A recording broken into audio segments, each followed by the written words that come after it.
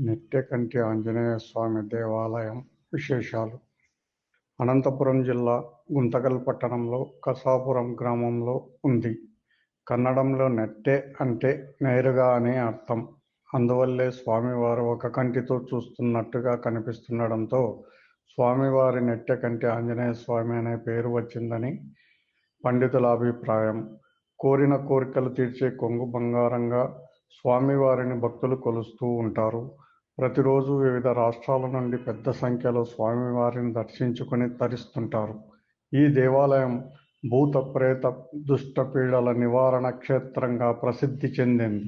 ఇంతటి విశేషమైన నెట్టెకంటి ఆంజనేయ స్వామి ఆలయానికి వచ్చే భక్తులకు ఎటువంటి అసౌకర్యం కలగకుండా సకల వసతులు కల్పించడానికి కోట్ల రూపాయలతో భక్తులకు తగిన సౌకర్యాలు కల్పిస్తున్నారు.